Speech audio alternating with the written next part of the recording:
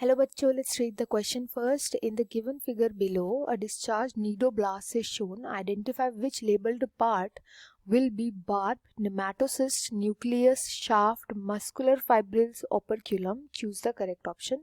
तो यहाँ पे जो हमें डायग्राम दिखाया गया है C, D, F, A, B, E इन सबको हमें लेबल करना है. एंड ये डायग्राम जो है किसका दिखाया गया है? डिस्चार्ज्ड निडोब्लास्ट का यहाँ पे डायग्राम है. बहुत ही इजी डायग्राम है. यहाँ पर आपको की कॉन्सेप्ट जो पता होना चाहिए वो है नीडोब्लास्ट क्या होते हैं. नीडोब्लास्ट होते हैं स्पेशलाइज्ड सेल्स. ऐसे सेल्स होते हैं जो कि एपिडर्मिस में ही पाए जाते हैं. एपिडर्मिस में पाए जाते हैं. किसकी एपिडर्मिस में? ये निडेरियंस की एपिडर्मिस में. काफ़ी सारे ऐसे निडेरियंस होते हैं जिसकी एपिडर्मिस निडेरियंस या फिर जिनको हम सीलेंट्रेट्स भी बोलते हैं, इनके एपिडर्मल रीजन में एपिडर्मल सेल्स जो होते हैं उनके अंदर प्रेजेंट होते हैं नीडोब्लास्ट. अब नीडोब्लास्ट स्पेशल सेल्स क्यों होते हैं? इनका रीज़न क्या होता है? क्योंकि इनके अंदर प्रेजेंट होते हैं नेमाटोसिस्ट. इन नेमाटोसिस्ट के अंदर थ्रेड लाइक स्ट्रक्चर्स प्रेजेंट होते हैं. थ्रेड लाइक कॉइल्ड स्ट्रक्चर्स यहाँ पे प्रेजेंट होते हैं.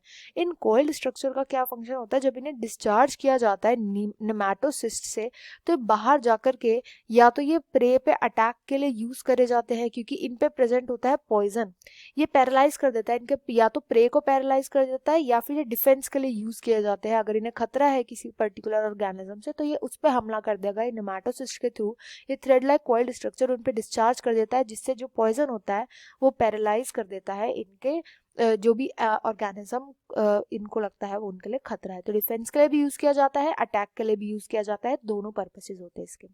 अब जाते हैं डायग्राम पे. तो डायग्राम पे जो नुकीले स्ट्रक्चर है सी, दैट इज इनको बोला जाता है बार्ब. अगर आप यहाँ पे ध्यान से देखोगे तो ये जो है डिस्चार्ज है. यही वो थ्रेड होता है जो कॉइल्ड होता है. एंड कॉइल्ड होकर कहाँ पे प्रेजेंट होता है? इधर ऐसे करके कॉइल्ड प्रेजेंट होता है. इसी को आगे डिस्चार्ज किया जाता है. इसी पे पैरालाइज करने वाला पॉइजन प्रेजेंट होता है. नेक्स्ट आता है यहाँ पर डी. तो डी जो होगा इसको बोलते हैं हम शाफ्ट. ये वो शाफ्ट होती है जो डायरेक्शन प्रोवाइड करवाने में, फोर्स प्रोवाइड करवाने में हेल्प करती है इस थ्रेड को. नेक्स्ट आता है एफ. एफ अगर आप यहाँ पे ध्यान से दोगे तो ये होता है ढक्कन जो इसके ऊपर होता है जब ये डिस्चार्ज नहीं हुआ होता. तो ये उस ढक्कन की तरह फंक्शन करता है. ऐसे ढक्कन यहाँ पे ऐसे लगा हुआ रहता है बट जब ये डिस्चार्ज हो जाता है तो ये ओपन हो जाता है. तो एफ जो होता है वो होता है ओपरक्यूलम. नेक्स्ट आता है ए. तो ए वो पर्टिकुलर ऑर्गेनेल जिनके अंदर ये थ्रेड प्रेजेंट होते हैं उनको हम बोलते हैं नेमाटोसिस्ट. हो जाएगा ये. देन आता है बी. जो यहाँ पे आप देख रहे हो ये जो ऐसे स्पाइक जैसे स्ट्रक्चर ये होते हैं मसल फाइबर्स.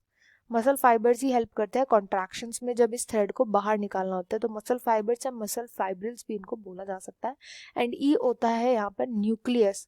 न्यूक्लियस तो चाहिए ही होता है डायरेक्शन के लिए, सब कुछ करने के लिए, डायरेक्शन प्रोवाइड करवाने के लिए. ब्रेन होता है ये इन सेल्स का, नीडोब्लास्ट का.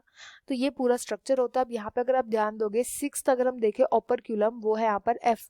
तो एफ जो है वहाँ पे एक ही ऑप्शन में दिया गया है, दैट इज बी ऑप्शन यहाँ पे राइट आंसर हो जाएगा. I hope you understood well. Best of luck and thank you.